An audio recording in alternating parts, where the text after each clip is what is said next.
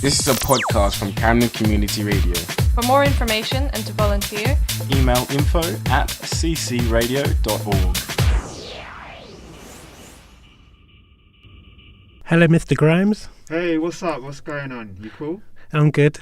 Awesome. It's a pleasure to have you here today. Thank you. I appreciate it. Have you travelled far? From South Norwood. Okay. Well, Croydon to be exact. For people who don't know, that's in Croydon. So you can kind of look on a Google Map and see how far it is. So some people say it's far, some people would say it's not far. So Yeah, I grew up in South London myself, Southwark Borough. Oh, okay. Cool. Do you like it there? I've lived all over London. I left there when I was about 19. I'm now living in Camden myself. Okay, so what's your favourite part of Camden? Kentish Town. Awesome. I believe you're into poetry. That is right. A poet warrior. And you do stand-up performances. Yeah, I mainly do poetry readings just around like London, at various open mic events, and I'm just keeping it moving, really. Okay. Have you ever performed in Camden, funny enough? Well, that's what I was actually talking to someone about at the radio station here. I was saying that with the open mics, you get so overwhelmed because there's a lot on maybe on a Sunday or a Tuesday. So there's a lot to choose from. So I really want to try and do Camden either the end of this year or maybe next year. But I'll definitely get around to it. Apparently there's one in the Camden Eye, so I'll have to double check on that. Who inspires you as a poet?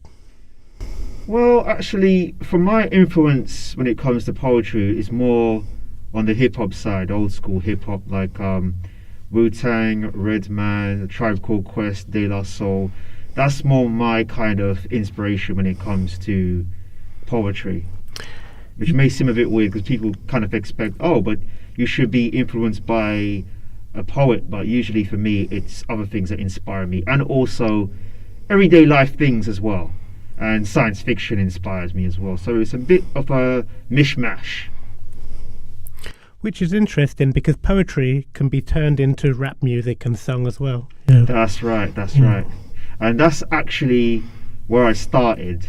Mainly I did hip hop myself, and then it converted into poetry. So I don't use any more music.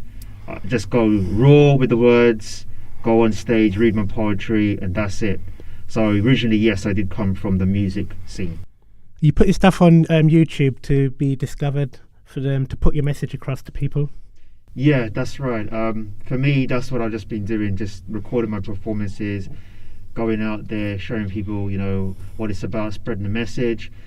What I find as well, like when you do that kind of thing, people might think, the performance has to be always perfect. But I'm like, nah, just go out there and just perform, It doesn't have to be perfect. You're going to gradually develop as you go to each gig. So never believe that, you have to be perfect 100%. You can never really be perfect, I guess. So it's just for people to share and connect with the words. Me as a singer-songwriter myself, you always learn gradually. Any mistakes, you learn from them. Is this a gradual process? Exactly. And that's the best way, really. Because I feel like with all these shows like X Factor, Britain's Got Talent, it's always about being perfect. And if you make a mistake, people want to condemn you for it, rather than you as an artist developing and, working out your own mistakes or, having fun with it. Because it feels like artists nowadays in the mainstream, they expired before they start, Like, no disrespect to like many groups out there, but it feels like they have like a certain expiry date on them, and then it'll be another band that looks like them, sounds like them, and then it's another band. And I believe it's not about that. It's all about being proud of your art and making your art immortal. Like me personally, I've tried Britain's Got Talent and X Factor, and I auditions, and I feel it's not for me.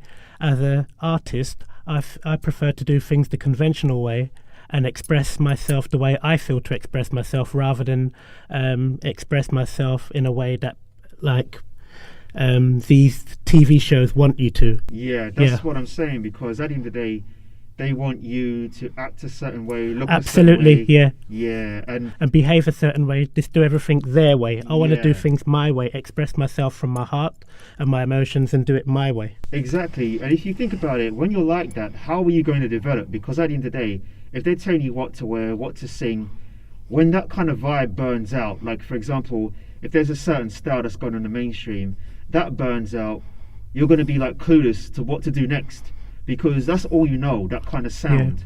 But if you're your own artist, Yeah, you can just, go with the progression, go with your own flow. That's the best way, absolutely. Yeah. I prefer originality rather than just everybody like being like a puppet for these sort of shows and not really showing their true expression in the talents and the arts that they have. And for me, it's amazing that these shows have been going on for so Yeah. long. It's just, in my case, it's like kind of ridiculous because people haven't got the message that, they should do it themselves. And I'm not saying that the artists aren't doing it themselves, but it just feels like, They rely just on that. yeah, and, they don't get much credit themselves.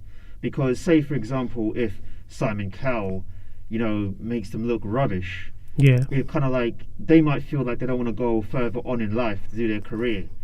And that's the problem. I feel like you shouldn't have the success in their hands. The success is in your hands. and I think it's a real shame because watching some of these shows, when they've been told by Simon Cowell that they're not good enough, some of these people really have got potential, and that can ruin certain people's career. Like they might just end their music career like that, not realizing that they actually are talented and got potential, but they've just listened to what these TV shows are saying. So yeah, That's right. So that's why I just try to keep away from it. Well, I do keep away from it. And I think as well with young people, because they see us on the TV, straight away they're like, yeah, let me get on TV. Because that's the kind of thing, you want a bit of that fame. yeah, But then when you get on the other side of the fence, the fame might be an ugly thing for you. So it's always be cautious, I always say, and develop your own work. Don't let other people come and poke their nose into it or poke their fingers in it. absolutely. That's what I say. You couldn't have put it better. Absolutely. Definitely. Mr. Grimes is wearing a mask. Is the mask part of your trade? Yes, definitely. That's part of my logo. Okay. It's actually a Respiro mask. So it's a pollution mask. This is what I wear when I do my poetry readings. I think I have an idea why you wear that mask. Is it because the society is so polluted with giving negative vibes and you wear that mask so that you're not polluted into it? Exactly. That's one of the reasons why. Yeah. Because one of your videos I was listening to, it was talking about not being polluted by this negative people and negative vibes, and just use your own inspiration and follow your own ideas to just go forward. There's a lot of people that are very negative and probably they don't have any ambition themselves, and they want to pull you down and bring you down with them. That's right. And a mask is good protection as far as I'm concerned. Absolutely. You know what I mean? It's good to have a pollution mask, especially in a city like this. A lot of bad vibes, a lot of pollution, a lot of toxic words. So, yeah, the pollution mask really helps. Thank you, Respiro. So, yeah. Okay. And also, as well, just to let people know, I also wrote a comic book with an illustrator called Caroline Harrington. This is back in 2012. I did a new version with Leroy Whitaker. I might put that version out. I'm not sure yet. But because the comic book thing is a whole different ball game as well. But I did these versions, and you'll get more into the concept of what I'm about and some of my philosophy in that comic book as well. You can actually see the first version that I did with Caroline on my DeviantArt page. So if you've got a link to that in your web thing, but you can check it out anyway. You can Google search it; it'll come up. It's called Mr. Grimes London Terrace Part 1, and you can check that out. You're expressing your opinions and your views through comic as well. Yeah, So that's a really good idea. That's right. Especially with the comic book thing as well.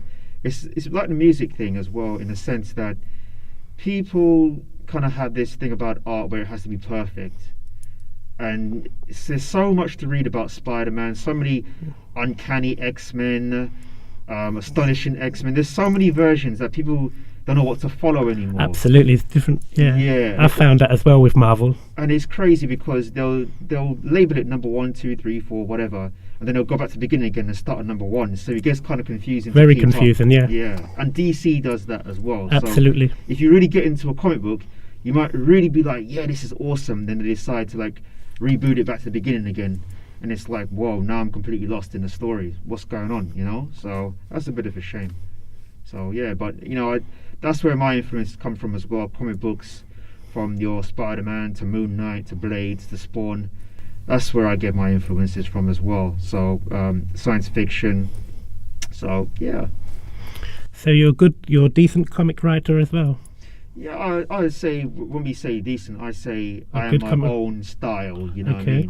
mean? Like I said, I'm not doing it in a sense where I'm trying to impress people. That's the same with It's poetry. just to put the message out, Yeah, it's just to put a message out. which is a good way. Yeah, you know, I'm not doing it for competition. Yeah, Definitely not, you know what I mean? Or comparison or any of that rubbish. So absolutely. yeah, you know, just for the message. Yeah.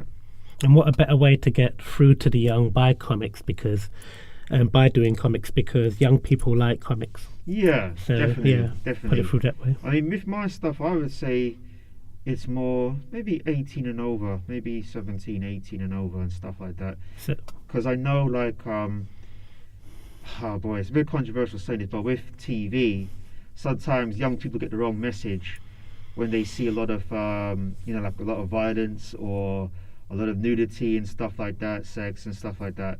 So for me, I say it's more adult oriented or young people, like, you know, between 18 and upwards, I would say. So that's what it is. It's not, my stuff isn't graphic or anything like that, but I just feel that more suits it. So is your comics aimed towards that age group, like you said, or does it have a particular mark on it saying it's for people of that age? It doesn't have that It's mark. not certified. No, it's not certified. For me, I just put it out and whoever connects with it. But because I've been among only adults in terms of my performances and stuff like that, that's who are checking for it. So I guess I put my own label on that, but that's who's really checking for it. So yeah, you know. I think sometimes as well, like, if people want to market something to children, it's easy because they want to make it family orientated, which is understandable. And that's a bit like, you know, Disney, they'll put something which is family orientated. Yeah. But mine is more about the message than, you know, trying to be like Disney, so per se, you know. Okay.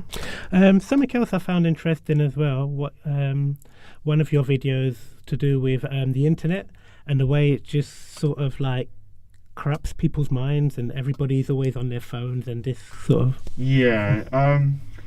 For me, when I first came on YouTube, I kind of thought it was going to be a real positive, uplifting experience, but it wasn't. It was the complete opposite. Especially if you have an opinion on something and people can just take it out of content and context and twist it, and then it becomes something totally different, and it into something totally different. And when that happens all the time, it becomes like, well, what is wrong with these people? My experience as well is, I was basically advertising on a website, you know, just as my Mr. Grimez project, and I didn't come across it until like maybe a month afterwards, because I came across it by accident. I guess I stumbled across it, and basically someone was saying, "Don't promote this guy, Mr. Grimez," you know. And they done like a meme of me, and it was like, what's going on? They were basically saying that I was insane and I was a lunatic, and they had me with a mask on. Oh, like, God. don't promote this guy, you know. Basically, there was no intelligence behind the actual posting. You could tell it was some idiot that done it. And I thought to myself, well, you actually tripped up that person that did it, because they're saying don't promote that person, but what did you just do? You promoted me. The advert was basically saying, what was it? Poet warrior, boy genius in his head. And it was like, wow, okay. So I must have affected you in some way, because you're actually doing what I wanted. You're actually promoting me. Yeah. So it'd be better for you to just ignore me rather than promote me. So I thought, wow, okay. Out of all the adverts, because there's a lot of spam and adverts on there, like the same thing each on each title, like basically people just spamming for advertising. And it's like the one that stood out, and I was like, wow, that's amazing. So it really just shows you that the message did get through to that person, that they got angry about it, and they're doing what I want, promoting me. Because people are going to come across that advert and they're going to be like, Poet Warrior, what's that about? And they're going to check it out. And that's potential for someone to actually like your poetry or like the work that you're doing. So this is why, if you notice, I remember back in 2007, you may have heard of an artist called Soulja Boy. Yeah, I've heard. And I didn't know anything about him. I just kept on hearing about him, but I just ignored him. But everyone was just dissing him totally, and the usual kind of thing. That's when I noticed things are starting on the internet. So I finally heard the tune, and I thought, is this what people were like screaming about? Because they were saying it killed hip hop, etc. And I was like, well, I would have just ignored it. It was the same with Rebecca Black as well.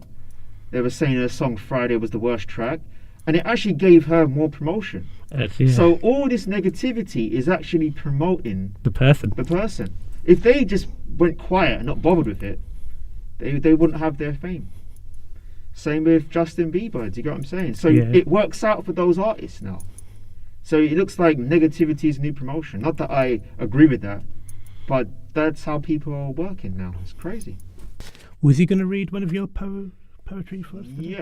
Mr. Grimez is going to read us some of his poems. Awesome. Okay, this first one is called Reboot Still Rising.